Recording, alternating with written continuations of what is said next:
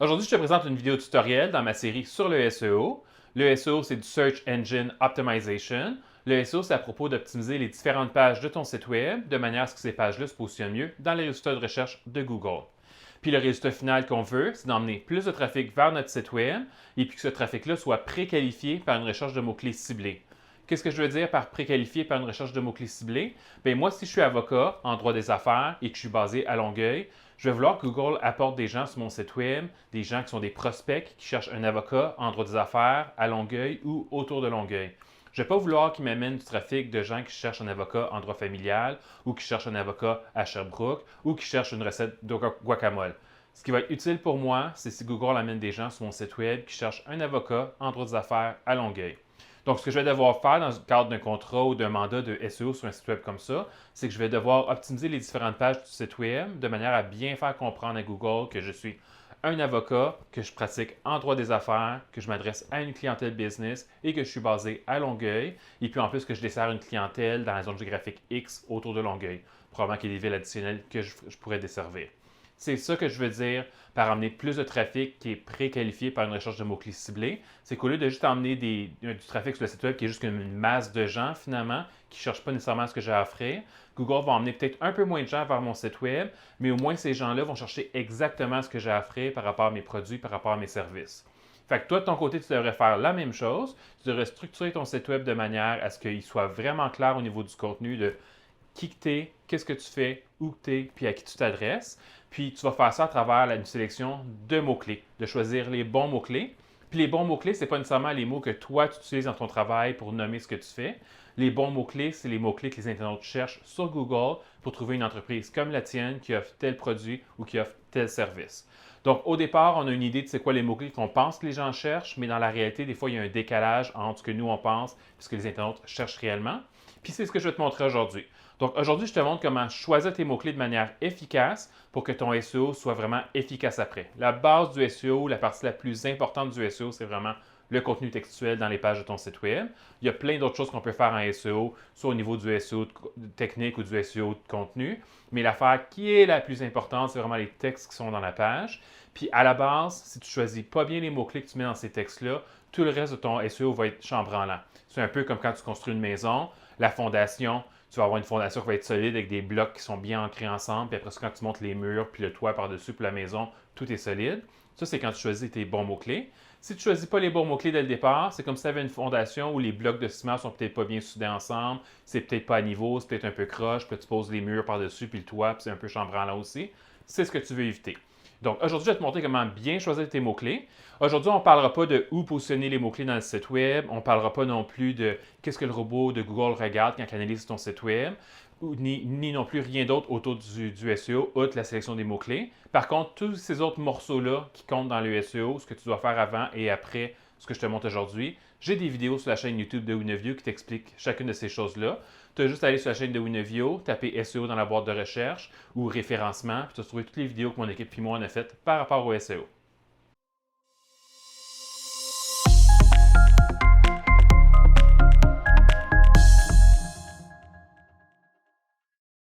Pour le tutoriel d'aujourd'hui, je vais utiliser deux outils, soit le planificateur de mots-clés de Google et ChatGPT. Dans le cas du planificateur de mots-clés de Google, c'est un outil qui est gratuit, mais le parcours pour se rendre au planificateur, il y a quelques étapes, donc tu vas vouloir faire ça avant qu'on continue la vidéo. Essentiellement, ce que tu fais, c'est que tu vas au site à l'adresse ads.google.com. C'est le site web pour le service Google Ads de Google. Ça, c'est le service qu'on sert normalement quand on veut faire de la publicité payante sur les résultats de recherche de Google et sur YouTube. Donc, ce que tu vas faire, c'est que tu vas te connecter au site ads.google.com avec ton compte Google. Si tu as un compte Gmail, c'est un compte Google. Sinon, tu peux aussi te créer un compte Google avec ton adresse professionnelle. Une fois que tu es connecté à Google Ads, ça va te demander de créer une publicité. Fait que créer une publicité bidon avec n'importe quoi dedans comme texte. Ça va ensuite te demander de mettre une carte de crédit pour pouvoir payer pour cette publicité-là. Tu vas devoir mettre une vraie carte de crédit parce que Google va valider que c'est une vraie carte de crédit. Ensuite de ça, il va soumettre ta publicité bidon à Google pour qu'un employé de Google la valide. Tu vas immédiatement aller la désactiver. Donc, tu vas avoir une petite pastille verte sur ta publicité. Tu vas la changer pour la pastille qui, il me semble, est orange pour mettre la campagne publicitaire en pause. Donc là, à partir de ce moment-là, même si un employé de Google approuve ta publicité, elle ne sera jamais diffusée. puis puisqu'elle ne sera jamais diffusée, tu n'auras jamais à payer de frais pour la publicité en question. Puis la raison pour laquelle on fait tout ça, c'est parce qu'une fois qu'on a fait tout ça, on a accès à tous les différents outils qui sont à l'intérieur de Google Ads, dont entre autres l'outil de planification de mots-clés. Sinon, du côté de ChatGPT, aujourd'hui, je vais utiliser la version 4 de ChatGPT, qui est la version payante. Mais tout ce que je vais te montrer aujourd'hui, tu peux le faire dans la version gratuite de ChatGPT, qui est la version 3.5. Alors, on va commencer notre parcours avec ChatGPT. Donc, une chose que tu dois garder en tête quand tu fais le SEO sur un site web, c'est qu'en réalité, tu ne fais pas le SEO sur le site web de manière globale, tu fais le SEO sur une page à la fois. Donc, tu dois vraiment t'attaquer à une page à la fois, focuser sur c'est quoi le mot-clé pour décrire cette page-là. Puis la manière que tu vas avoir structuré ton site web au préalable, c'est que tu vas faire en sorte que chaque page parle seulement d'un sujet. Donc, on va prendre l'exemple, par exemple, d'une entreprise de service qui va avoir une page service. C'est correct d'avoir une page de service qui énumère toute la liste des services que tu offres. Disons, on va dire que tu offres 6 services différents. Cette page service-là pourra avoir le titre service en haut, un petit texte d'intro, puis après ça, une courte présentation des 6 services. Puis par courte présentation, je veux dire quelque chose comme une image ou une icône, le nom du service, puis une courte description en texte de 1-2 lignes au maximum. Puis ensuite, tu vas vouloir que pour chacun de ces services-là dans la liste, il y a un bouton ou il y a un lien qui est cliquable pour aller vers une page distincte pour chacun des 6 services. Donc, ça veut dire que tu aurais une landing page finalement pour tes services. Puis, on pourrait cliquer sur chacun des 6 services pour aller vers 6 pages distinctes. Puis après ça, chacune des pages distinctes va parler seulement d'un service. C'est vraiment là qu'est le nerf de la guerre pour une entreprise de service. C'est d'optimiser chaque page de service individuellement avec le bon mot-clé, le mot-clé utilisé par les internautes pour trouver ce service-là. Donc, c'est vraiment ça que tu vas vouloir faire. Fait que si en ce moment, tu as une page service avec tous tes services dans un tas, tu vas vouloir retravailler la structure de ton site en premier avant de mettre le SEO en place parce qu'optimiser une page service qui parle de plein de choses différentes, c'est pas efficace d'un point de vue SEO.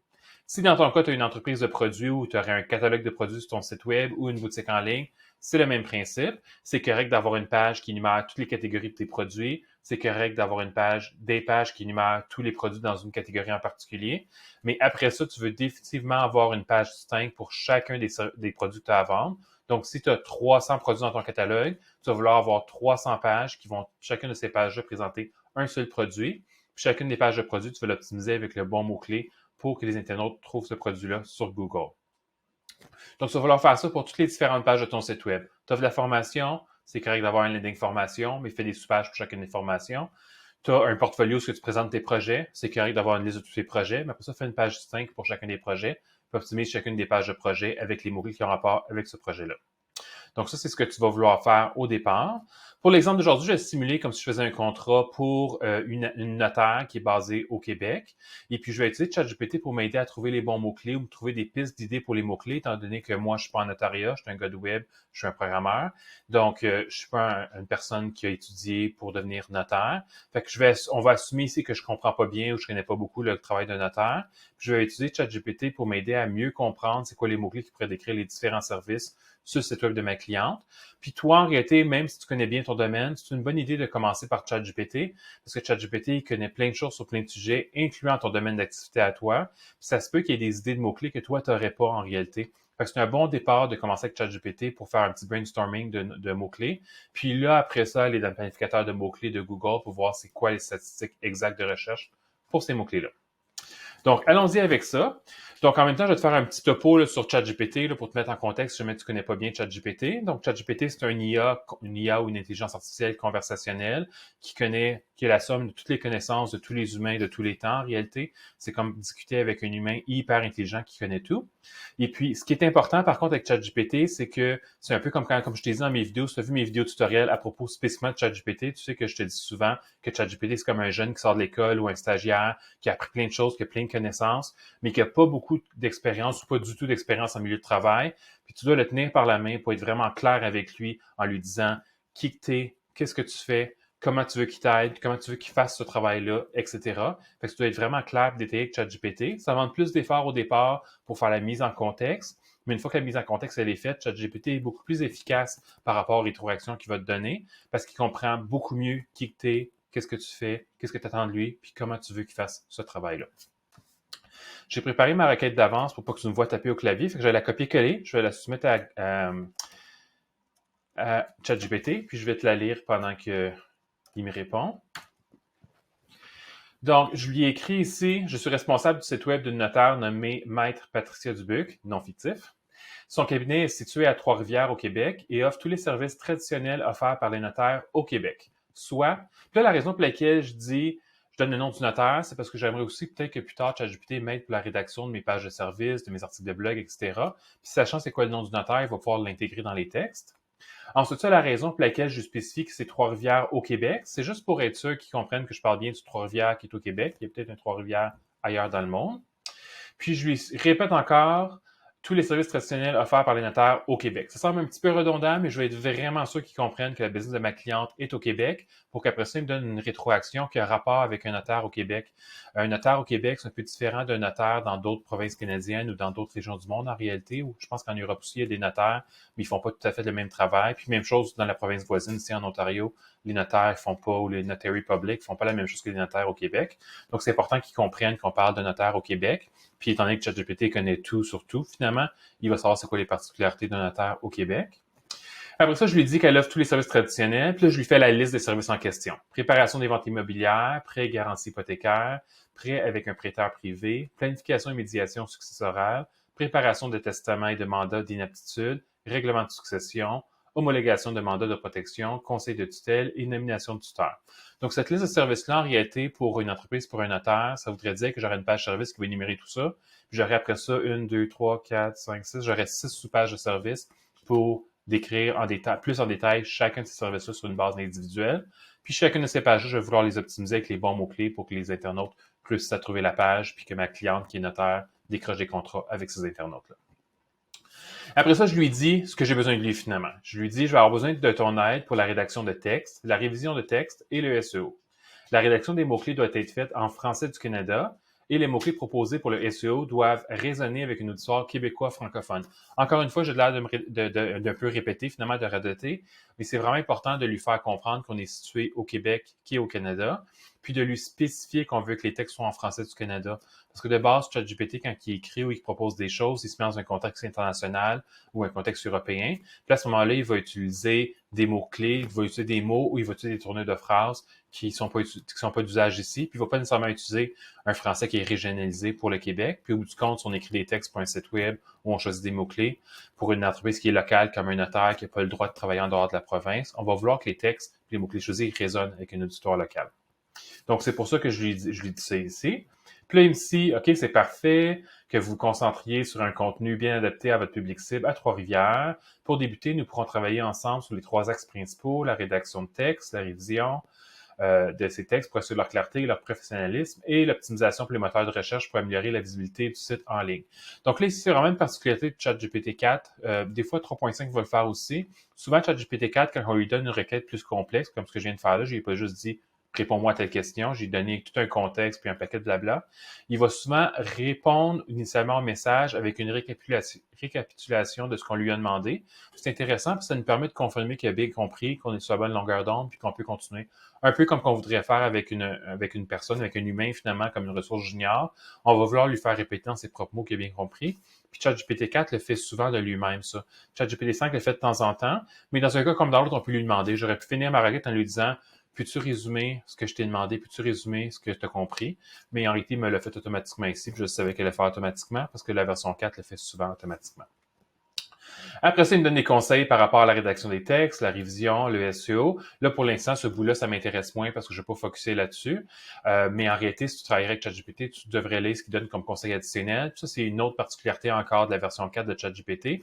Que ce soit la version 3.5 ou la version 4, tu lui demandes de faire X, il va faire X. Mais dans le cas de la version 4 de ChatGPT, il va souvent faire le kilomètre de plus. Tu lui demandes de faire X, il fait X plus 1. Tu lui demandes de faire Y, il fait Y plus 1. Puis ce bout-là ici, c'est le plus 1. Je lui ai pas demandé ces informations-là, mais il a pris l'initiative de m'en dire plus. Il est vraiment comme un stagiaire hyper motivé de la vie qui veut t'aider, puis il va souvent faire les kilomètres de plus dans la version 4. La version 3.5 va le faire des fois, mais moins souvent. Par contre, dans un cas comme dans l'autre, tu peux encore une fois ajouter à ta requête un bout de texte pour lui demander de le faire. Fait que j'aurais pu finir ma requête en lui disant peux-tu me donner tes conseils par rapport à ce projet-là pour qu'on ait des résultats qui soient le plus efficaces possible. Puis là, il aurait fait l'équivalent du kilomètre de plus. Fait que là, maintenant, le contexte est mis. Fait que là, je vais lui dire exactement ce que je veux pour lui aujourd'hui. Je vais encore une fois copier-coller ma requête que j'ai préparée d'avance. Je vais te la lire. Fait que là, je lui ai dit, j'aimerais que tu m'aides à faire la recherche de mots-clés SEO pour la page du site web qui présente le service planification et médiation successorale. Fait que là, je lui dis pas juste la recherche de mots-clés, je spécifie la recherche de mots-clés SEO parce que je veux être sûr qu'il me répond en gardant le SEO en tête, qu'il ne fasse pas juste me proposer des mots-clés pour me proposer des mots-clés, mais qu'il me propose des mots-clés qui auraient un potentiel de SEO. Ça ne veut pas dire qu'ils vont avoir réellement un potentiel de SEO, étant donné que ChatGPT n'a pas accès à des outils comme le planificateur de mots-clés qu'on va tester, qu'on va utiliser tantôt, mais au moins, il va s'orienter vers des mots-clés qui ont plus de potentiel d'un point de vue SEO si je lui spécifie de faire ça.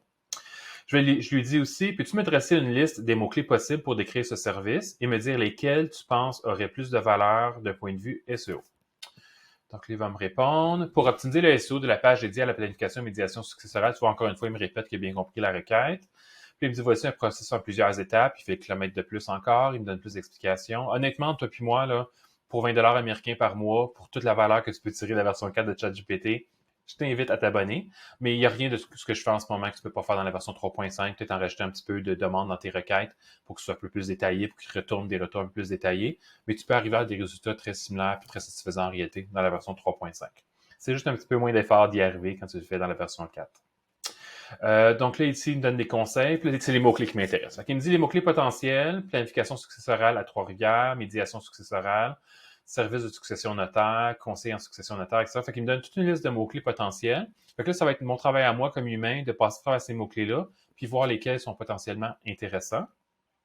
Puis après ça, il me donne des conseils additionnels, puis il semble ressortir ces 4 mots-clés-là où est-ce qu'il pense qu'ils sont plus intéressants. Fait que parfait, j'avais l'intention de choisir 3-4 dans le lot. Fait qu'il l'a fait pour moi, il en a choisi 4. Fait que je me casserai pas la tête pour aujourd'hui, je vais prendre ces 4-là. Donc, la première étape de mon parcours est faite ici. J'ai discuté avec ChatGPT, j'ai créé le contexte de la discussion avec lui. Je lui ai dit ce que j'aimerais qu'il fasse pour moi de manière générale. Je lui ai donné une instruction précise pour la page pour laquelle je veux faire l'optimisation en ce moment. Il m'a donné son feedback. Maintenant, on va passer au planificateur de mots-clés de Google. Donc, une fois que tu es dans le planificateur de mots-clés de Google, une fois que tu es dans Google Ads, en fait, tu vas cliquer ici dans le menu de gauche, dans Outils. Ça va t'emmener directement à l'outil de planification des mots-clés. Depuis tantôt, je dis planificateur de mots-clés. Je pense que c'est l'ancien nom, ça, ou en anglais, c'est le Keyword Planner. Donc, l'outil de planification des mots-clés. Si jamais, toi, ton interface n'a pas l'air de ça, trouve un menu en haut à droite. C'est peut-être apparence ou c'est un autre, mais tu as un menu. Il y a 2 modes pour Google Ads. Il y a un mode simplifié puis un mode expert. Ça, c'est le mode expert. Puis le mode expert te montre ce que j'ai là ici à mon écran. C'est le même chemin pour te rendre au planificateur, à l'outil de planification des mots-clés. Fait que trouve dans le menu en haut, c'est peut-être en barre latérale où ça t'indique mode simple ou mode débutant, puis mode expert, puis passe au mode expert pour avoir le même écran que moi. Donc, on va aller ici, trouver de nouveaux mots-clés. Puis là, ce qu'on devrait faire, c'est comme je te dis, garde toujours en tête que tu fais l'optimisation pour une page à la fois. Puis quand tu vas soumettre des mots-clés à Google pour qu'il donne une rétroaction sur les statistiques, donne-lui environ 3-4 mots-clés que tu penses qui fait du sens pour cette page-là en particulier. Tu pourrais lui en donner plus, mais tu n'as pas vraiment de bénéfice additionnel de lui en donner plus, ou investir plus de temps. Mais sinon, avec 3-4 mots-clés, c'est pas si mal. Il va te donner une rétroaction sur ces 3-4 mots-clés-là. C'est quoi les statistiques de recherche pour ces mots-clés-là en particulier? Puis aussi, ce qu'il va faire, c'est qu'il va te donner, s'il comprend le contexte dans lequel se situent ces 3-4 mots-clés-là, il va te suggérer des mots-clés additionnels qui pourraient être intéressants. Puis parfois, c'est là que ça va arriver où tu as une idée en tête de c'est quoi les mots-clés que tu penses que les gens vont chercher. Tu les mets dans l'outil de planification de mots-clés. Finalement, il donne des statistiques qui ont l'air peut-être intéressantes sur les mots-clés que tu as choisis. Mais après ça, il te propose d'autres mots-clés qui sont peut-être plus intéressants d'un point de vue volume de recherche mensuel, d'un point de vue compétition, etc. Puis des fois, on va aller vers ces mots-clés-là à la place. Donc, je vais retourner ici. Je vais prendre planification successorale. Je n'irai pas avec les recherches géolocalisées avec les noms de régions pour l'instant. Je vais voir de manière générale qu'est-ce que ça a de l'air pour planification successorale, médiation successorale, conseil en succession notaire. Ah, intéressant. Je n'aurais pas pensé à celui-là. Puis, gestion de patrimoine succession. Ah, intéressant qu'il utilise le mot succession. Ça pourrait nous donner une piste différente pour cette page-là. Fait qu'on va y aller avec ces 4 mots-clés-là. Comme je te dis, 3-4, c'est suffisant. Tu peux en mettre un peu plus si tu veux. Si tu en mets moins que 3-4, par contre, des fois, Google a un peu plus de difficulté à comprendre le contexte de tes mots-clés pour te donner des suggestions de mots-clés additionnels. C'est pour ça que je te suggère 3-4. Ça semble être le sweet spot pour l'effort que tu mets dedans versus la rétroaction que Google arrive à te donner par rapport à ça. Après ça, on va spécifier que c'est français. Puis ensuite, on va spécifier la zone géographique pour laquelle on veut des statistiques. Comme par exemple, en ce moment, il est à Québec, Canada, ce qui fait du sens. Donc, il vise tout le Québec au complet. Par défaut, quand on arrive dans l'outil, il nous propose le Canada au complet. Si toi, tu es en France, il va te proposer la France au complet. Donc, dans le cas que tu ferais un SEO au Québec, comme ce que je fais ici, même si, par exemple, cette notaire-là travaille à un bureau à Trois-Rivières, puis elle descend probablement à Trois-Rivières, Shawinigan, puis les autres villes qui sont autour, on va quand même demander à Google de donner les statistiques pour tout le Québec. Parce que, tu sais, ici, le Québec, le territoire, il est grand, mais on n'est pas beaucoup de gens à l'intérieur du Québec. Fait qu'à moins de viser une ville qui est très populeuse comme Montréal, le genre de rétroaction que Google va nous donner, ça va être des chiffres qui vont être trop petits des fois pour qu'on arrive à trancher, à faire la différence entre voici, j'ai 3 mots-clés, lequel est le plus intéressant. Je sais pas trop, les chiffres sont trop petits. Fait qu'on va vouloir viser la province au complet. Puis au bout du compte, même si d'une région à l'autre du Québec, il y a des différences socioculturelles, surtout par rapport à Montréal et le reste du Québec. Si on vise tout le Québec au complet pour avoir les stats sur l'outil de Google, ça s'égalise en réalité. Ça fait comme une moyenne pour la province, puis ça nous donne une bonne idée de c'est quoi les bons mots-clés de manière générale pour la province. L'autre raison pour laquelle tu vas vouloir faire ça, c'est que même si tu as une entreprise qui est locale, ça ne veut pas dire que c'est juste les gens qui sont locaux à toi qui cherchent. Donc, par exemple, on va dire que tu as une business qui est locale, comme par exemple, tu as un restaurant. Fait qu'un restaurant, c'est local. Généralement, les gens ne vont pas faire 300 km pour se rendre au restaurant. Par contre, ce qui peut arriver, c'est que des gens peuvent planifier leur voyage futur, puis ils peuvent vouloir essayer de trouver un restaurant. Ils aiment beaucoup les restaurants thaï, puis ils veulent voir où ils vont prendre leurs vacances cet été, il y a un restaurant thaï pas loin, puis ils planifient d'avance. Fait que tu vas vouloir que des gens, même en dehors de ta région, puissent réussir à te trouver avec des mots-clés. Donc, c'est une autre des raisons pour lesquelles tu vas vouloir viser le Québec au complet, ça donne une meilleure idée de c'est quoi que le Québec, en général, utilise comme mots-clés pour le genre de business que tu as. Fait qu'on va viser tout le Québec. Je vais juste recommencer ça ici, puis je vais remettre Québec, parce que je vais te montrer un petit truc. Sur les outils de Google, quand on tape Québec, fais juste attention de bien choisir Québec, Canada, province, puis pas Québec, Québec, Canada, ville. Fait on va y aller avec la province. En réalité, tu le vois dans le surlignage ici, mais en même temps, fais juste attention parce que si tu vises Québec, Québec, Canada, ville, c'est pas minuscule Québec, mais il n'y a pas assez de masse de gens dans Québec pour donner des chiffres qui vont être assez représentatifs pour t'aider à faire un choix. Donc là, je peux pas. Normalement, tu ferais enregistrer. Là, j'étais déjà sur Québec, fait que je peux pas faire enregistrer. Je vais faire annuler. Donc, j'ai mis mes 4 mots-clés. J'ai dit français, j'ai dit Québec. Je vais soumettre ça à Google. Puis, il va me revenir avec une rétroaction par rapport aux statistiques pour ces mots-clés-là. Fait que là, il me dit mots-clés que vous avez fournis, planification successorale. Puis là, tu vois, il y a des petits points en dessous de mon mot-clé. De temps en temps, il y a certains mots-clés qui vont jumeler ensemble. Il y a des variantes sur des mots-clés que Google considère que c'est tout le même mot-clé, même si l'écriture est un petit peu différente.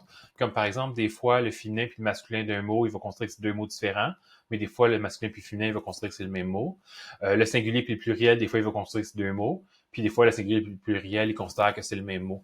C'est ici, avec les petits points soulignés, qu'on va le savoir. Je passe ma souris sur le mot, puis il m'indique planification successorale. Planification successorale, bon, il y a un P majuscule, c'est la seule différence. Avec minuscule ou majuscule, il considère que c'est la même chose. Ça, c'est pas une surprise. Là où est-ce que tu vas vouloir garder un œil et être attentif ou attentif, c'est au niveau de masculin-féminin puis singulier pluriel. Donc, c'est bon pour ça. La première statistique qu'on va vouloir regarder ici, c'est le volume qui est indiqué comme nombre moyen de recherche mensuelle. Fait qu'essentiellement, c'est le volume de recherche mensuelle.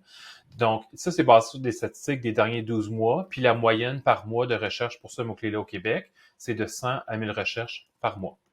Donc, les chiffres que tu vas voir ici, ça va être généralement 0 à 10, 10 à 100, 100 à 1000, 1000 à 10 000.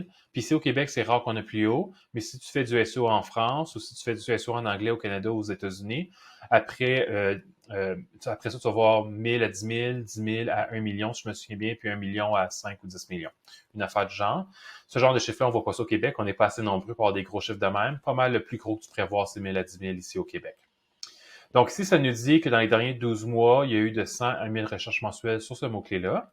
Puis, je sais que c'est pour les derniers 12 mois parce que si je regarde ici en haut à droite, ça me dit que c'est les statistiques de avril 2023 jusqu'en mars 2024. En ce moment, j'enregistre la vidéo en avril 2024, donc c'est les derniers 12 mois. Tu pourrais, si tu veux, venir ici puis changer la plage de temps. Ça, ce serait pertinent dans les cas où tu aurais une entreprise qui serait plus comme saisonnière, disons. On va dire que tu as un terrain de camping. Puis tu sais que comme terrain de camping, les gens commencent à booker leurs vacances à partir, mettons, du mois d'avril. Puis que de avril jusqu'à août, puis qu'après ça, de avril jusqu'à août, c'est la grosse période où tu reçois beaucoup de réservations. Puis que tu reçois aussi beaucoup de clients sur place. Fait que tu pourrais vouloir changer ces dates-là pour voir, dans la même période de l'année passée, avril à août, ça avait l'air de quoi les mots-clés pour vraiment concentrer le focus de recherche par rapport à ce mot-clé-là, comme par exemple location, terrain de camping, etc., pour la période en question parce que tu as une business qui est saisonnière. Fait que ça, ce serait un contexte où ce que les derniers 12 mois seraient moins pertinents pour toi parce qu'au Québec, tout est gelé solide en plein hiver. Il y a des gens qui font du camping, mais la moyenne des gens ne font pas de camping l'hiver parce que ça n'a aucun sens. Il fait trop froid, il y a trop de neige. Donc, une business qui est saisonnière, qui est ouverte juste pendant l'été, elle va peut-être vouloir viser spécifiquement cette période de temps-là de l'année précédente ou des années précédentes. Tu pourrais vérifier l'année passée, tu pourrais vérifier l'autre année avant, pour te faire une petite idée.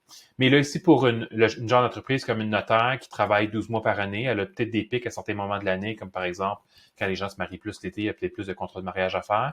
Mais sinon, de manière générale, la business d'un notaire, c'est steady toute l'année. Le travail rentre continuellement. Fait que je vais laisser les derniers 12 mois.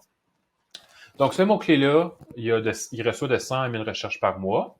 L'autre stat qui m'intéresse ici, c'est le niveau de compétition ou la concurrence. Le chiffre que tu vas voir, je m'excuse, je viens juste de réaliser, j'ai oublié un petit truc. Pour le volume de recherche mensuelle que tu vois ici, je te disais que tu vas avoir des valeurs 0 à 10, 10 à 100, 100 à 1000, etc. Quand tu vois 0 à 10 à cet endroit-là, interprète-le comme 0, tout simplement. Parce qu'aussitôt que Google considère qu'il y a très peu ou pas du tout de recherche pour un mot-clé, il va indiquer 0 à 10, mais dans les faits, c'est 0. Quand on les vérifie, tantôt on va aller dans un autre outil pour avoir des chiffres plus exacts. Puis quand on vérifie des mots-clés qui sortent 0 à 10 dans cet outil-là, dans l'autre outil qui s'appelle Uber Suggest, c'est toujours 0. Des fois, ici, à la place, on va voir un trait d'union, un peu comme le trait d'union qu'on a ici, finalement.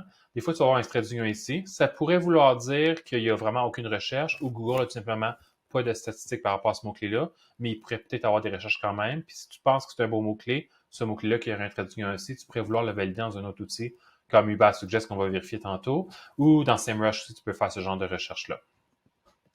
Après ça, la deuxième stat qu'on veut regarder, c'est le niveau de compétition.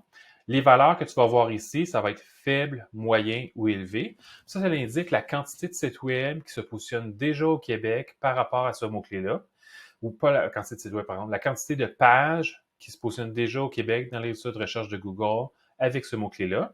Donc, tu vas vouloir idéalement choisir un mot-clé qui va avoir une compétition plus faible, qui va être à faible finalement, parce que ça va être moins difficile pour toi de te tailler une place puis réussir à pousser ton contenu le plus possible à la première page des résultats de Google. Fait que tu vas vouloir à la fois combiner un mot-clé qui a un bon volume de recherche mensuel, parce qu'il y a beaucoup de gens qui le cherchent, fait qu'il y a plus de chances que ces gens-là atterrissent sur ton site web. Tu vas aussi vouloir choisir un mot-clé qui a une compétition plus faible, parce que tu vas moins avoir à te battre pour de la visibilité, parce qu'il y a moins de sites qui se positionnent déjà avec ce mot-clé-là. Par contre, il y a certains domaines où tu n'auras pas le choix d'aller vers un mot-clé qui est à moyen ou à élevé parce que c'est des domaines dans lesquels il y a énormément de compétition. Donc, les domaines dans lesquels il y a énormément de compétition sur le web pour le positionnement dans les résultats de recherche de Google, c'est tout ce qui a à voir avec la restauration, le tourisme, l'hébergement, tout ce qui a à voir au niveau de l'immobilier, achat, vente, location d'immobilier, les services financiers, les services assurance, finance, placement et tout ça, c'est très, très, très compétitif. Puis le domaine dans lequel moi je suis en web, en marketing numérique, il y a beaucoup de compétition.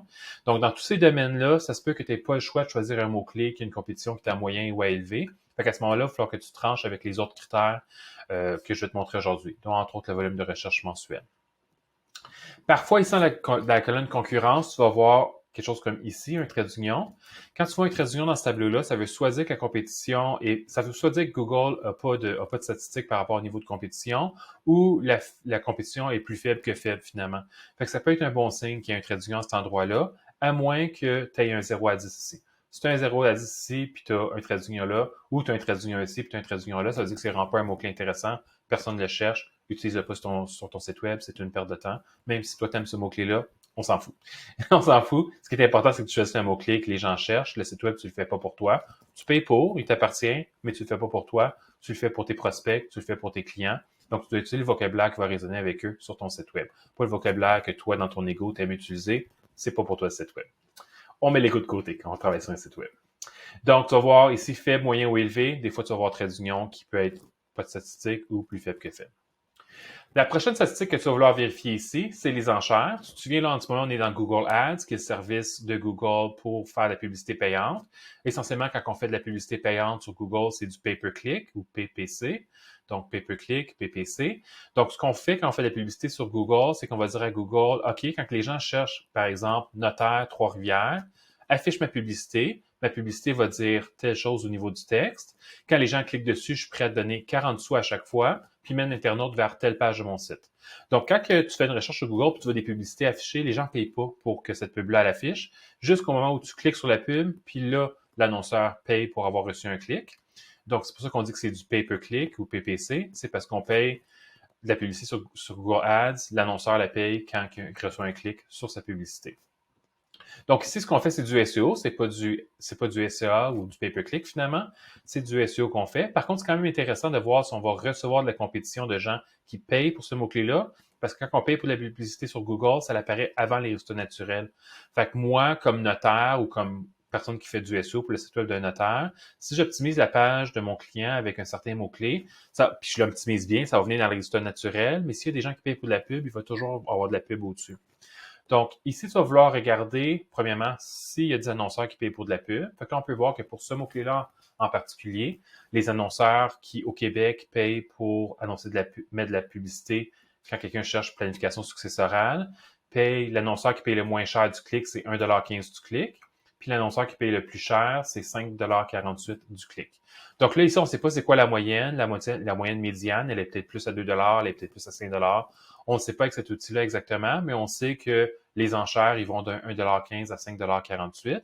Après ça, quand on va être dans Uber Suggest tantôt, Uber Suggest sur cette stats-là aussi nous donne un résultat qui est un peu plus précis, qui est la moyenne médiane finalement, qui va nous aider à faire un choix si on a besoin de trancher entre deux mots-clés qui ont des stats similaires. C'est pratique de faire ça dans Uber Suggest. Donc ça, c'est l'autre stat que je vais vouloir regarder. Quand on voit des traits d'union ici, ça veut juste dire qu'il n'y a pas d'annonceurs en ce moment qui utilisent ce mot-clé-là pour faire afficher leur publicité dans les résultats de recherche de Google. Donc, ça, c'est pour planification successorale. Fait que jusque-là, ce mot-clé-là, planification successorale, a l'air très intéressant d'un point de vue SEO parce qu'il y a un bon volume de recherche mensuel. 100 000 au Québec, c'est vraiment élevé. Si toi, tu es en France, par contre, 100 000, c'est pas si élevé que ça. Tu vas avoir des stats qui vont être beaucoup plus grosses que ça sur tes recherches de mots-clés que ce que tu vois à mon écran. Tu verras pas beaucoup de 0 à 10, de 10 à 100 en France. Tandis qu'ici, au Québec, vu qu'on est beaucoup moins nombreux, on a beaucoup de ça dans les résultats de recherche sur le planificateur de mots-clés. Fait que quand on voit un 100 000, c'est super wow.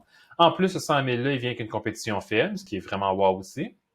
Le seul petite affaire qui accroche peut-être un petit peu, c'est qu'il y a des annonceurs qui payent. Par contre, c'est pas astronomique le prix qu'ils payent.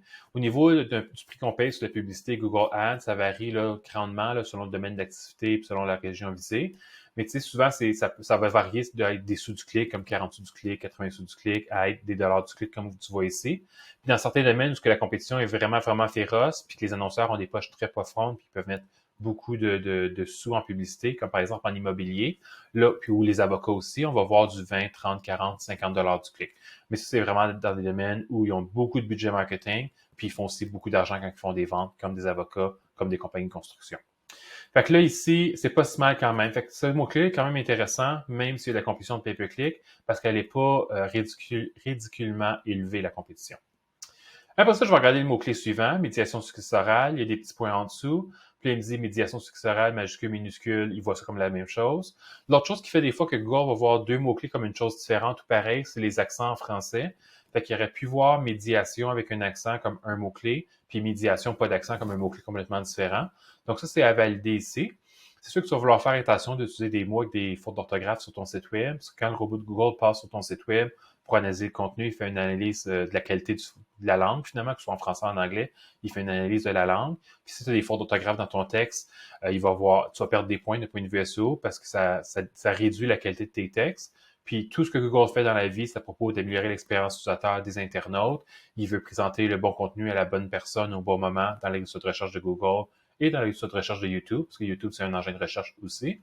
Puis, il va vouloir présenter du contenu de qualité le plus possible. Donc, quand tu as des fautes d'orthographe dans ton texte, juste parce que tu as fait une erreur ou parce que le mot-clé de point de vue SEO est plus intéressant, Google le prend en compte, puis ça réduit le pointage que tu reçois d'un point de vue SEO pour le positionnement Google de cette page-là en particulier, parce que Google considère que le texte est de moindre qualité.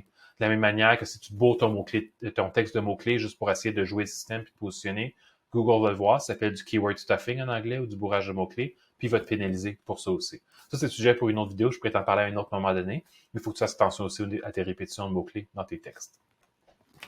Donc ici, bon, pas de surprise, médiation majuscule, minuscule, il faut ça comme le même mot, pas de surprise encore une fois. Ici, j'ai de 10 à 100 au niveau du volume de recherche mensuel, c'est correct, c'est pas comme super wow, mais en même temps, on est au Québec, les chiffres sont plus petits, fait qu'on va souvent avoir des 10 à 100. Là, la question à se poser ici, c'est est-ce que le 10 à 100, c'est 15 ou si c'est 90 par mois, on ne sait pas. Quand on va être dans l'expert suggest, tantôt, on va pouvoir trancher là-dessus puis savoir lequel des deux que c'est. Encore une fois, une compétition fine, fait que ça c'est correct, comparable à l'autre. Puis là, après ça, il n'y a aucune compétition pay-per-click. Ce mot-clé-là pourrait quand même être intéressant dans le sens que oui, il n'y a peut-être pas énormément de recherches mensuelles, mais imagine qu'il y aurait 80 recherches mensuelles sur ce mot-clé-là dans le mois, une compétition faible, donc très peu de compétition pour le positionnement, aucun annonceur payant. Je ne ferais peut-être pas la page de mon service avec le terme médiation successorale, parce qu'il n'y a peut-être pas assez de volume de recherche pour que ça vaille la peine. Par contre, il n'y a rien qui m'empêche d'écrire un article de blog qui serait, par exemple, médiation successorale, 2 points, c'est quoi et combien ça coûte. Quelque chose comme ça. Un article de blog informatif dont le mot-clé d'optimisation de l'article de blog, c'est médiation successorale. Comme ça, j'utiliserais peut-être un mot-clé plus intéressant comme planification successorale pour ma page de service. J'écrirais un article de blog optimisé pour médiation successorale. Puis là, ce qui arriverait, c'est que j'attirais du trafic, beaucoup de trafic de Google ici sur planification. J'en attirerais un petit peu ici par rapport à médiation. Puis dans mon article médiation, je pourrais mentionner, moi, en tant que notaire, je fais de la planification successorale, truc machin, puis faire un lien vers ma page de service. Fait que ça me ferait une entrée supplémentaire, faire entrer plus d'internautes sur une variation du mot-clé sans utiliser le mot-clé moins intéressant sur la vraie page de mon service.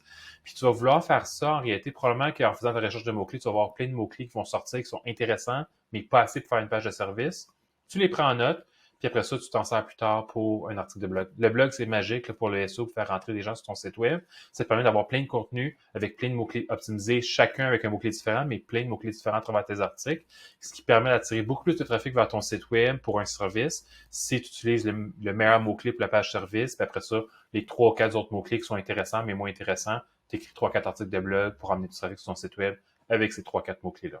Donc ça, c'est une stratégie SEO. Si tu veux en savoir plus par rapport au blog, sur le site de Winnoview, on a un blog nous-mêmes, fait que tu peux aller voir les articles qu'on a écrits par rapport au blog sur notre blog. Puis tu peux aller aussi sur la chaîne YouTube de Winnoview, où on a fait différentes vidéos, mon équipe et moi, à propos de différentes choses, dont entre autres par rapport au blog, par rapport à trouver des inspirations de sujets d'articles de blog, comment recycler ton contenu, ces choses-là. Donc, si ce mot-clé-là, je ne le retirerais peut-être pas pour la page du service comme tel, mais comme je dis, pour l'article de blog, ça pourrait être intéressant. Puis là, après ça, il va me... Tu te souviens, tantôt, j'ai mis 4 mots-clés. Il y a juste 2 de mes mots-clés qui sont ici. Je vais t'expliquer tantôt pourquoi. Fait que là, il m'a mis ces 2 mots-clés-là, il m'a donné les chiffres. Puis là, après ça, il va me proposer une série de mots-clés qui pensent qu'ils sont en lien avec le sujet de la page que je veux faire l'optimisation. Fait que là, il me dit la planification successorale. Je vais vouloir voir, ça fait du sens, ça décrit bien mon service. Si oui, ça décrit bien mon service, je vais vouloir regarder les mêmes 3 statuts de nouveau. Le volume de recherche mensuel, la compétition, si je vais recevoir de la compétition d'annonceurs sur ce mot-clé-là. Notaire gratuit pour succession. On va dire que probablement que la notaire pour laquelle je fais le contrat ne travaille pas gratuitement. Fait que pour elle, même si ce mot-clé-là serait intéressant d'un point de vue SEO, il n'est peut-être pas intéressant pour elle parce qu'elle ne travaille pas gratuit. Fait que je pourrais sauter ce mot-clé-là. Puis je vais faire ça pour peut-être pas chacun. Là, il n'y en a pas beaucoup, il y en a juste 6 en réalité. Mais des fois, Google va nous proposer des pages de mots-clés. Quand il nous propose plusieurs pages de mots-clés comme ça, moi, ce que je fais, c'est que je me rends environ jusqu'à la 3e page, je regarde c'est quoi les mots-clés, je les analyse rapidement, voir lesquels sont intéressants. Puis des fois, là-dedans, il va me sortir des mots-clés qui sont beaucoup plus intéressants que les mots-clés que j'avais pensé au départ. Puis là, je vais retourner dans mon analyse de mots-clés, puis je vais voir quels mots-clés que je retiens au final. Après ça, tu te souviens, tantôt, j'ai soumis 4 mots-clés, il m'en a juste analysé 2. Quand que dans les mots-clés qu'on lui soumet, il y a des mots-clés qui sont zéro intéressants, vraiment pas du tout, il les met complètement à la fin. Fait qu'il nous donne l'analyse pour les mots-clés qui sont intéressants qu'on lui a proposés. Il nous propose des mots-clés, puis après sa proposition de mots-clés, là, il nous met nos autres mots-clés. Là, ça, c'est tout sur une page, mais en temps normal, tu as plusieurs pages de suggestions de mots-clés, puis tu vas utiliser les petites flèches qui sont ici, où est-ce que tu vois 1 à 10, pour te rendre jusqu'à la dernière page, puis voir pourquoi il a mis les autres mots-clés, tes autres mots-clés à la dernière page. Si on regarde ici, tu vois, c'est du 0 à 10, que tu dois interpréter comme étant 0. Je ne sais pas pourquoi Google ne met pas juste 0 direct, parce que 0 à 10, c'est 0 en réalité. Il n'y a pas de stats sur la compétition, probablement parce qu'il n'y a pas de sites web qui sont optimisés pour se positionner avec ces mots-clés-là, autant l'un que l'autre. Puis il n'y a aucune compétition de pay-per-click, ce qui fait du sens, que pourquoi quelqu'un voudrait payer pour un mot-clé que personne ne cherche. On s'entend. De la même manière que toi, tu ne devrais pas prendre un mot-clé que personne ne cherche pour le mettre sur ton site web, c'est zéro utile. Fait que conseil en succession notaire, c'est pas une bonne idée. Gestion de patrimoine de succession, c'est pas une bonne idée non plus. On oublie le projet. Fait que là, la prochaine étape ici, ce serait, si j'aurais eu d'autres mots-clés que j'aurais trouvé intéressants, il y aurait peut-être celui-là ici, planification successorale. Ah, intéressant. Planification successorale avec une faute d'orthographe. Il est vraiment intéressant d'un point de vue SEO. Tu vois, c'est 100 000, même chose que celui qui est bien écrit. Compétition faible. Je vais les cocher pour que tu les vois surlignés. Même chose, faible. La compétition avec pay-per-click est absolument identique, mais malgré tout, Google voit ça comme deux mots-clés différents. Fait que là, tu vas peut-être, pas juste peut-être, tu vas vouloir éviter de mettre des fautes d'orthographe sur ton site web. Par contre, sachant que Google considère que la version avec une faute d'orthographe est un mot distinct de celui bien écrit, tu vas peut-être quand même vouloir utiliser ce mot-clé sur ton site web, mais pas sur la page de service.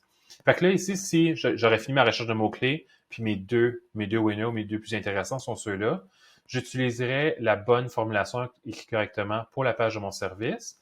Puis après ça, j'écrirai un article de blog qui sera optimisé pour planification successorale avec la faute d'orthographe qui manque à la fin finalement, pour emmener le trafic qui cherche avec une faute d'orthographe vers l'article de blog, puis après ça, les rediriger en faisant du maillage interne. Du maillage interne, c'est des liens de ton site web vers une page de ton site web comme un article de blog, vers une autre page de site web comme un autre article de blog ou une page de service, une page de produit. Fait qu'à ce moment-là, je ferais ça de cette manière-là. J'utiliserais ce mot-clé-là pour un article de blog, tout simplement, qui parle de planification successorale. Quelque chose comme c'est quoi, comment ça fonctionne, pourquoi le faire, combien ça coûte, peu importe c'est quoi. Tout ça, c'est des sujets différents en réalité. Fait que si tu veux écrire sur ton blog par rapport à qu'est-ce que quelque chose est, tu peux écrire un article qui est juste à propos de c'est quoi, un article juste à propos de combien ça coûte, un article juste à propos de comment ça se fait, un article qui est juste à propos de pourquoi je voudrais faire ça en tant que client, etc. Tu peux tout regrouper dans le même article, mais là, à ce moment-là, ton article risque d'être beaucoup trop long, puis les gens vont se tanner, puis ils ne liront pas. Puis quand les articles sont trop longs, puis Google le sait en réalité, quand tu as des articles de blog qui sont trop longs, puis que ça risque de décourager les internautes, Google va avoir moins tendance à te présenter aux internautes parce que c'est qu'ils ne prendront pas la peine de lire parce qu'il va y avoir trop de contenu. D'où l'idée de séparer ça en plusieurs articles. Fais juste attention de jamais optimiser une page sur ton site web plus qu'une page sur ton site web avec le même mot-clé. Chaque page de ton site web devrait discuter d'un sujet puis avoir un mot-clé qui est le mot-clé important pour cette page-là. Tu peux avoir des mots-clés secondaires dans la page, mais le mot-clé principal que tu utilises pour l'optimisation SEO devrait revenir seulement une fois sur ton site. Fait que tu vas jamais avoir deux pages qui vont utiliser comme mot-clé principal médiation successorale. Tu vas avoir seulement une page sur ton site web qui va utiliser ce mot-clé-là exactement, médiation successorale, comme mot-clé principal pour le SEO. Donc là, ici, moi, ce que j'aime bien faire quand je fais une recherche de SEO comme ça, c'est que je vais dans Google Sheets. Google Sheets, c'est l'équivalent de Microsoft Excel. Tu peux faire ça aussi dans Word, tu peux faire ça sur un bout de papier, tu le fais comme ça te tente. Moi, par rapport à comment mon cerveau fonctionne, avoir une grille comme ça dans Google Sheets, ça m'aide à faire une analyse plus claire. Donc là, l'exemple que tu vois ici à mon écran, c'est un client qui est conseiller en orientation. Puis, dans mon fichier Google Sheets, je me crée un onglet pour chacune des pages du site web. Tu vois ici, on est sur la page d'accueil. Fait que la page d'accueil et la page à propos, d'un point de vue SEO, c'est deux pages qui sont spéciales. C'est des pages qui sont à propos de qui que t'es ou qu'est-ce que tu fais, qui sont pas par rapport spécifiquement à un service. C'est vraiment par rapport à qui que t'es, qu'est-ce que tu fais. Comme par exemple, nous, chez Winovio, on est une agence de communication numérique. Donc, la page d'accueil puis la page à propos de notre site web va être optimisée avec des mots-clés comme agence de communication numérique, agence web, ce genre de mots-clés-là. Ce sera pas optimisé par rapport aux services qu'on offre parce qu'on a des pages de services qui, elles, sont optimisées par rapport aux services qu'on offre. Fait que dans le cas d'un notaire, on optimiserait la page d'accueil, la page à propos sur des mots-clés comme notaire, notaire au Québec, notaire à Trois-Rivières, notaire en droit familial, etc., des mots-clés comme ça qui disent qu'est-ce qu'elle est l'entreprise, qu'est-ce qu'elle fait, mais pas spécifiquement les services individuels. Donc là, ici, quand j'ai rempli ma grille pour ce client-là, j'ai retenu certains mots-clés que je trouvais qui avaient de l'air intéressants. Puis clairement, les deux plus intéressants, c'est ces deux-là ici. Donc là, on va juste regarder les trois premières colonnes ici pour l'instant. C'est des stats qui viennent de Google, du planificateur de mots-clés de Google qu'on est en train de regarder en ce moment. Pour ces deux mots-clés-là, je voyais sur Google de 100 à 1000 recherches mensuelles, fait que c'est vraiment intéressant. Les deux, je voyais une compétition basse, fait que c'est la même chose en réalité, compétition basse. Puis je voyais un coût du clic qui était vraiment très proche l'un de l'autre. Fait qu'en ce moment, si j'aurais besoin de trancher entre l'un ou l'autre de ces mots-clés-là pour savoir lequel des deux je vais utiliser sur la page d'accueil, je serais pas capable avec ces stats-là parce que c'est essentiellement la même chose pour les deux mots-clés. D'où la raison que les mots-clés que tu retiens puis tu as de la difficulté à trancher, tu vas les emmener dans un autre outil comme Ubersuggest, qu'on va voir dans un instant. Parce que Ubersuggest nous donne des chiffres qui sont un peu plus précis. Les deux colonnes que j'ai ici, ça vient justement de Ubersuggest. Fait qu'au moment, il y a quelques années, quand je fais de l'optimisation SEO pour ce site web-là, dans Ubersuggest, pour ce mot-clé-là qui est de 100 000, c'était une moyenne de 390 recherches par mois. Puis pour celui-là qui est aussi 100 000 sur Google, c'est une moyenne de recherche de 90 recherches par mois. Donc, on parle du simple au quadruple environ. Donc, c'est clair que rendu là, c'est conseiller en orientation qui a été mon winner, puis que j'ai mis en page d'accueil du site de mon client. Moi, ce que j'aime bien faire quand j'ai trouvé mon winner, puis que je veux me souvenir c'est lequel, pour après ça m'en servir quand je travaille sur le site web, je mets ça en couleur. Je mets ça en couleur ici, je me le mets en vert. Puis après ça, sur la page d'accueil, c'est une page qui est très longue. Puis je ne vais pas vouloir de continuellement répéter conseiller en orientation dessus parce que ça va appauvrir la qualité du texte. Tantôt, j'ai parlé de keyword stuffing, de bourrage de mots-clés. Je veux éviter le bourrage de mots-clés. Fait que je vais retenir ce mot-clé-là qui est quand même intéressant, mais moins intéressant. Puis à certains endroits dans le texte, j'ai substitué ou j'aurais peut-être écrit conseiller en orientation pour orientation professionnelle, juste pour que le mot conseiller en orientation soit pas répété trop de fois, puis Google identifie, se dise pas que je fais du keyword stuffing ou du bourrage de mots-clés sur la page. On va retourner ici à notre outil de Google. Fait que là, disons que, là, pour l'exemple d'aujourd'hui, je vais te prendre un exemple qui est un peu loufoque. Je vais prendre ces deux mots-clés-là ici, j'essaie de trancher ces deux mots-clés-là en réalité. Mais dans la vraie vie, on choisirait toujours celui qui est bien écrit, même s'il y a un peu moins de recherche mensuelle, parce qu'on ne veut pas mettre des fautes d'orthographe sur une page de service. Une page d'article de blog, on peut peut-être un peu s'en tirer discrètement, mais pas une page de service. Donc, notre mot, c'est planification successorale. On va aller ici dans Uber Suggest. Quand tu es dans Uber Suggest, c'est un outil où tu dois te créer un compte, comme avec Google Ads. Puis Uber Suggest, c'est une version gratuite, une version payante. Puis c'est comme SEMrush, il y a plein d'outils qui ont rapport avec le SEO dans Uber Suggest. Le seul outil qu'on va regarder ensemble aujourd'hui, c'est la recherche de mots-clés. Fait que si tu as un compte gratuit avec Uber Suggest, tu es limité à, je pense, 3 ou 4 vérifications de mots-clés par jour. Fait que tu ne vas pas vérifier tous tes mots-clés dans Uber Suggest. Tu vas arrêter de tous les vérifier dans l'outil Google qui est gratuit pour une quantité de recherche illimitée. Puis quand tu as la difficulté en tranchant deux mots, comme mon exemple de tantôt de conseiller en orientation, je ne savais pas avec lesquels les deux mots tranchés, là, à ce moment-là, tu vas aller dans Uber Suggest pour t'aider à trancher entre les deux mots. Par contre, si tu veux faire, puis en même temps, si c'est pas ta business dans la vie, moi, je suis abonné à Uber Suggest parce que c'est du travail que je fais avec mes clients, fait que c'est rentable pour moi d'être abonné. Si dans ton cas, tu t'arrêtes de faire le SEO sur ton site web, puis une fois que ça va être fini, puis tu ne retravailleras pas ou pas plus qu'un article de blog ici et là. Ce que tu peux peut-être faire, c'est tout simplement te prendre un abonnement avec Uber Suggest pour un mois ou deux, le temps de faire ton travail de SEO sur ton site web, annule ton abonnement après, puis après ça, dans le futur, quand tu écris un article de blog ou 2 semaines, une fois par mois, etc., la limite de 3 recherches par jour a fait la job en réalité dans ce contexte-là. Fait que tu préfères ça. Fait que je vais mettre mon mot-clé ici, le mot-clé pour lequel je vais avoir des statistiques plus exactes. Sur Uber Suggest, on spécifie la langue, comme avec l'outil de Google. Par contre, on ne peut pas spécifier une province ou une ville spécifique comme qu'on pourrait faire avec l'outil de Google. On doit viser tout le Canada. Fait que moi, je vais mettre Canada ici. Si toi, tu es en France ou en Belgique ou un autre pays de la francophonie, mets le pays dans lequel ton entreprise elle est présente. Donc, je vais mettre Canada ici. Je vais soumettre. On va retourner ici. Tu te souviens, tantôt, c'était de 100 à 1000, mon volume de recherche mensuel. Puis là, ici, ce qui nous intéresse, c'est les 4 cases qui sont ici. La première case m'indique volume de recherche mensuel 140. Fait que le 100 à 1000 que je vois chez Google, c'est une moyenne dans les derniers 12 mois de 140. Les statistiques qu'on a sur Uber Suggest, c'est des statistiques qui viennent de Google, de Yahoo, de Microsoft Bing, etc. C'est des statistiques qui viennent de différents endroits, contrairement à l'outil de Google, que c'est juste les stats de Google. Mais en réalité, probablement que les gros des stats viennent de Google. On s'entend, c'est l'engin de recherche le plus gros de la planète, le plus populaire. Fait qu'on peut quand même se fier à ce que Uber Suggest va nous donner. Puis lui, c'est toujours les 12 mois, les 12 derniers mois. On n'a pas l'option de fixer une période de temps définie sur l'outil Uber Suggest comme on pouvait le faire sur l'outil de Google. Fait qu'on va le faire, on peut pas, on sait juste que c'est les derniers 12 mois. Fait que je vois que c'est un 140 de recherche par mois, ce qui est pas si mal pour le Québec. Après ça, cette statistique-là, c'est, tu vois jusqu'à maintenant ce que je t'ai montré où on était dans l'outil de Google, où je t'ai dit regarde telle colonne, analyse telle chose, puis je t'ai comme montré comment faire la réflexion, faire l'analyse par rapport aux chiffres. Mais ce que je viens de faire, en réalité, quand on était dans l'outil de Google, c'est comme quand tu étais à l'école primaire, puis tu as appris à faire du calcul mental pour apprendre c'est quoi une addition, c'est quoi une soustraction, c'est quoi une division, c'est quoi une multiplication. Puis quand on arrive dans Uber Suggest, c'est comme la calculatrice que tu apprends à utiliser rendu à l'école secondaire. Donc, Uber Suggest pré-marche l'analyse, puis il nous donne un résultat qui est beaucoup plus rapide, beaucoup plus facile à comprendre. Puis la raison pour laquelle je te montre l'outil Google au départ, c'est parce que l'outil Google, ben, il est gratuit pour des recherches indéfinies. C'est l'information qui vient directement de Google, fait qu'on sait qu'il y a zéro erreur dedans parce que ça vient de Google directement. Puis aussi, ben, il faut que tu comprennes comment ça fonctionne, puis comment choisir les mots-clés, la version longue du calcul mental, si on veut, avant d'utiliser un outil rapide comme une calculatrice, puis là, te déconnecter de la réalité. Ça va être trop déconnecté de la réalité, je pense que je te montre la calculatrice directement. Puis ça t'aurait aussi obligé de t'abonner à Uber Suggest pour pouvoir faire des recherches illimitées. Donc, commence dans l'outil de Google, puis après ça, quand tu as besoin de trancher, va dans Uber Suggest. Donc là, ici, pour la difficulté SEO, sur ce mot-là, il m'indique 46. Donc, ce que je vais voir comme valeur à cet endroit-là, c'est un chiffre qui va de 1 à 100. Plus le chiffre est petit, plus c'est facile. Donc, quand c'est vraiment facile, il va mettre comme ici, il va mettre un petit encadré vert qui me dit facile, ou il va me dire moyen, il va me dire difficile. Donc, plus ce chiffre est bas ici, plus que ça va être facile de me positionner d'un point de vue d'un point de vue SEO dans les résultats naturels. On ne parle pas des résultats payants en ce moment, on parle des résultats naturels. Si jamais il y a un désencadré que tu ne te souviens pas, c'est quoi? Tu mets ta souris sur le petit point d'interrogation, ça te fait une petite infobulle qui te répète l'information que je viens de te dire.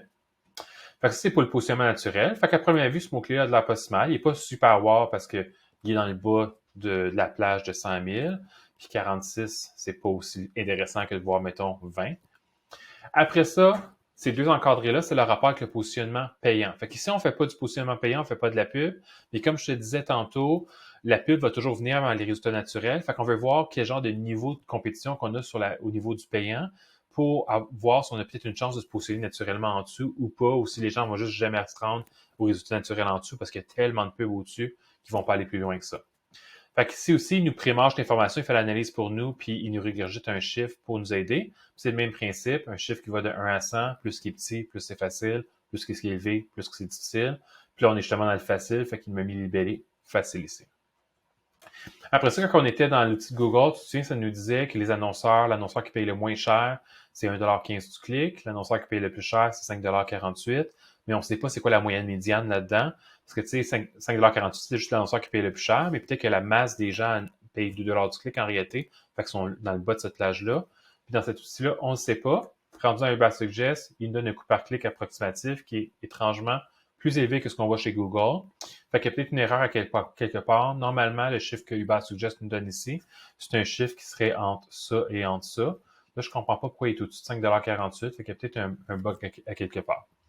Donc, ça t'aiderait à savoir le genre de niveau de compétition que tu reçois avec du pay-per-click. Fait que là, si je regarde ça ici pour un client qui serait au Québec, une entreprise qui est au Québec, 140 de volume de recherche mensuel, c'est pas si mal. Surtout si on considère que les gens vont chercher planification successorale, Trois-Rivières ou le long de la région administrative, ce qui va réduire le volume de recherche mensuel, mais aussi qui va aller chercher des internautes qui cherchent spécifiquement un notaire dans leur région à eux, pas at large dans tout le Québec. Le niveau de compétition, le niveau de difficulté SEO à 46, c'est pas si mal. J'aurais peut-être voulu avoir un chiffre en dessous, mais c'est pas si mal quand même à 46. Puis après ça, savoir que la compétition n'est pas si féroce que ça au niveau du positionnement payant, ben c'est vraiment intéressant. Puis ça me donne de la chance au niveau positionnement naturel. Donc, ça fait le tour de ce que je voulais te montrer par rapport à la recherche de mots-clés puis comment choisir tes mots-clés. Petit bonus aujourd'hui, je vais te montrer 3 autres trucs que tu peux faire dans Ubersuggest sur ce même écran-là ici. Tu as la même limite de 3 recherches par jour, mais toutes les fois que tu fais une recherche de mots-clés, tu as ces 3 autres informations-là aussi qui pourraient être utiles pour toi au niveau de ta planification marketing. Le premier outil intéressant, c'est le volume de recherche mensuel. Fait que c'est équivalent de ce chiffre-là, mais à travers les 12 derniers mois. Puis tu peux voir comment que la recherche de mots-clés va varier tout au long de l'année, dans la dernière année.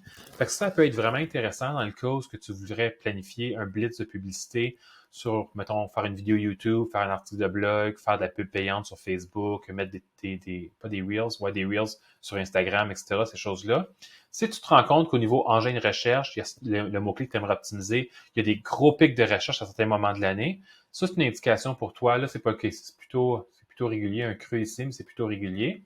Mais disons que j'aurais un mot-clé où c'est pas mal régulier, puis là, pouf, il y a un pic pendant, on va dire septembre, octobre, novembre, il y a un gros pic de recherche pour ce mot-clé-là. Mais ce que je voudrais faire d'un point de vue marketing, c'est de prévoir de publier du contenu de type blog sur mon site web, puis prévoir de publier du contenu de type vidéo sur YouTube dans la période qui est juste avant, de manière à ce que Google indexe ce contenu-là, l'analyse, le teste avec les internautes, pour que quand on arrive dans la période forte, ce contenu-là se positionne bien dans la liste de recherche de Google pour que les internautes trouvent mon contenu. L'autre chose que tu peux garder en tête aussi quand tu regardes ce tableau-là, c'est si dans une période de l'année, les gens sont très intéressés ou font beaucoup de recherches par rapport à un mot-clé en particulier, ça veut dire que c'est une période de l'année où ils sont très intéressés par ce sujet-là. Si les gens sont intéressés dans les engins de recherche, ils sont intéressés sur Facebook, sur Instagram, sur YouTube et dans ton infolette, tu as des abonnés à ton infolette. Donc, c'est le bon moment de faire un blitz de communication en ligne et hors ligne par rapport à ce sujet-là dans cette période-là de l'année. Fait qu'on ne parle pas nécessairement de juste faire le SEO sur ton site web, mais aussi faire un blitz de communication à ce sujet-là. C'est clairement une période de l'année que les gens recherchent beaucoup ce mot-clé-là. Fait que ça, c'est l'utilité de ce tableau-là. Si jamais tu aimerais voir ce genre de statistiques-là, mais choisir la période de l'année, comme voir spécifiquement 3 mois de l'année, voir spécifiquement les 5 dernières années, comment que la tendance s'est maintenue d'une année à l'autre, tu peux utiliser un service gratuit de Google qui s'appelle Google Trends. Trends, c'est tendance en anglais, T-R-E-N-D-S. Je pense que l'adresse est trends.google.com si je me souviens bien, ou cherche Google Trends sur Google, puis tu vas trouver le site. Puis Google Trends, c'est l'équivalent de ça. C'est un outil gratuit qui est l'équivalent de ça, où tu mets un mot-clé, tu dis la région géographique, puis tu dis, je veux voir les statistiques de recherche pour les derniers 6 mois, la dernière année, les derniers 5 ans. Puis tu vois les tendances de recherche comme ça avec un tableau très similaire à celui-là. Ça pourrait t'aider de voir, c'est bien beau que dans les derniers 12 mois, il y a eu des pics de demande pour un certain mot-clé, mais c'est quelque chose qui revient à chaque année. Avec Google Trends, tu pourrais vérifier ça. L'autre tableau qui va t'intéresser ici, c'est le tableau idées de mots-clés. Ça, c'est l'équivalent de quand on était sur Google puis que Google nous proposait des mots-clés connexes. Uber Suggest fait la même chose. Ce qui est intéressant avec Uber Suggest, c'est qu'il va nous proposer des mots-clés connexes différents de ceux que Google nous propose.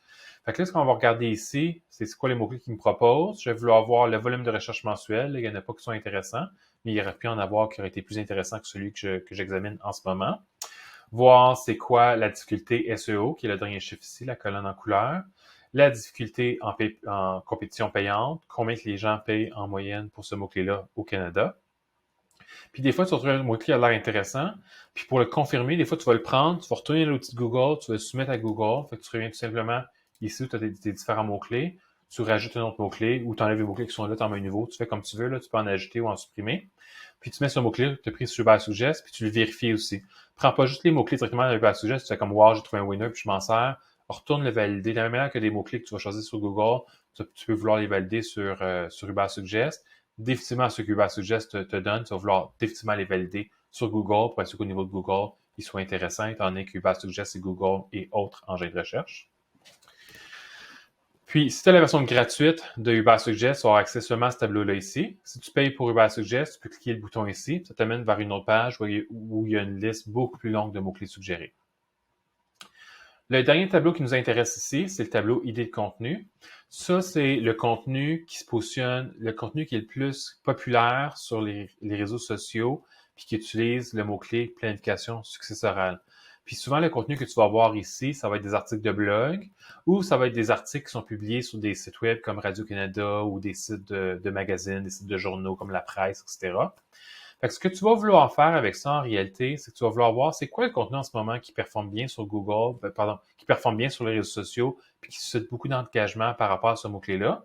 Fait que ici, tu vois comment effectuer une planification successorale. Ça va être un article de blog sur le site de la Banque nationale. Fait que je vais cliquer dessus. Puis ce que je vais vouloir voir quand je vais voir cette page-là, c'est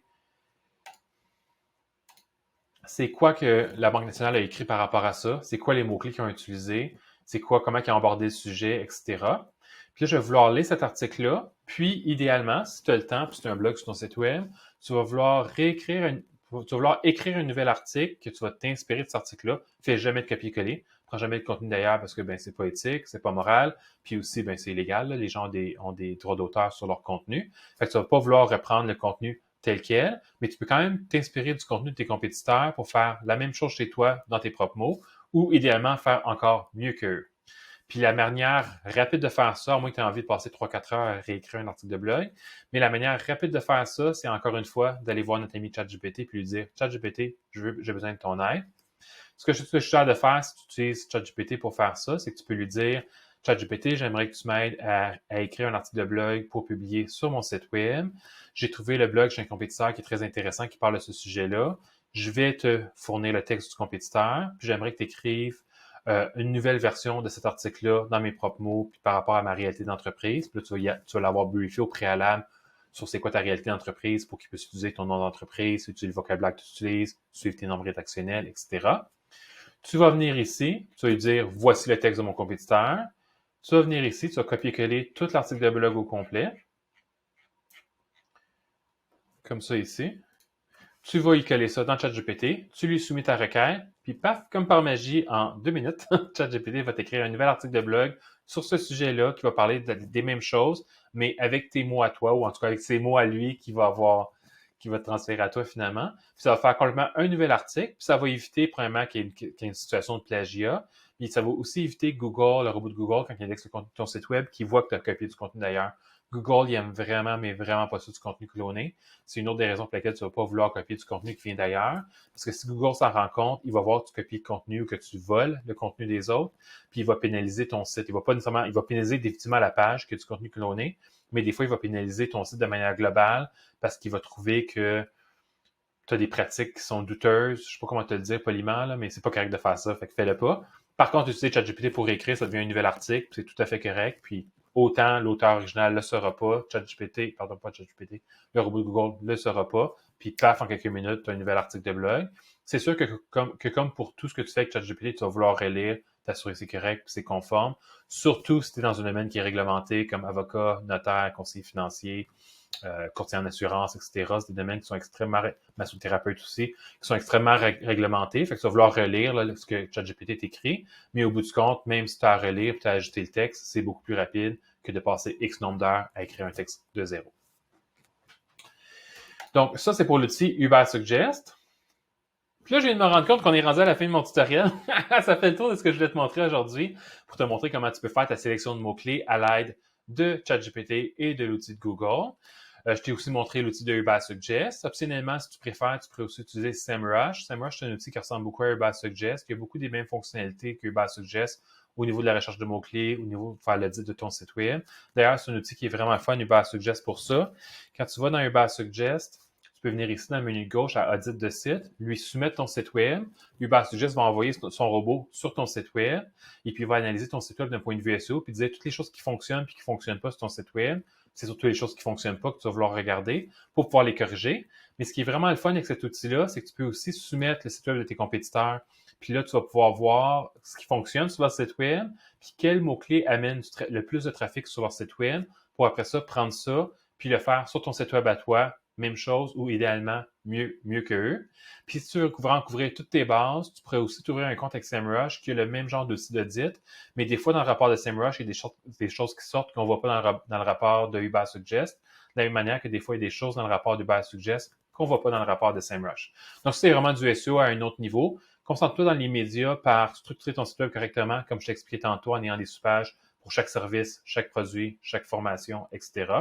Après ça, fais ta recherche de mots-clés pour pouvoir avoir les bons mots-clés pour optimiser le contenu sur toutes ces pages-là. Puis quand tu seras prêt à emmener ton SEO à un autre niveau, paye pour Ubersuggest ou paye pour SEMrush. En fait, dans la version gratuite de SEMrush, tu peux faire un audit une fois par mois gratuitement. Sinon, tu peux payer si tu veux en faire plus souvent. Puis tu vas pouvoir faire des audits de ton propre site web, site web de tes compétiteurs, puis là, vraiment emmener ton SEO à un autre niveau.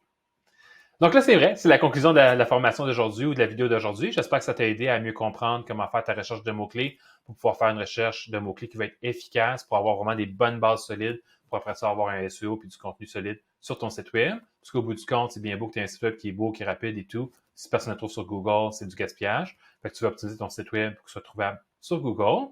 Si jamais tu aimerais consulter d'autres contenus du genre, soit par rapport à ChatGPT, par rapport au SEO, ou par rapport à tout ce qui a rapport sur ta présence sur le web, le marketing numérique, incluant le marketing par infolette ou Google Business, tu peux aller sur le site de Winovio. On a un blog avec une tonne d'articles de blog écrits par mon équipe et moi sur tous ces sujets-là. Sur notre chaîne YouTube, on a quand même aussi beaucoup de vidéos qu'on a faites, soit des vidéos tutoriels comme celle que tu regardes aujourd'hui, puis aussi des vidéos d'explication qui t'expliquent les rouages du web. Donc, on se voit dans une prochaine vidéo. À la prochaine!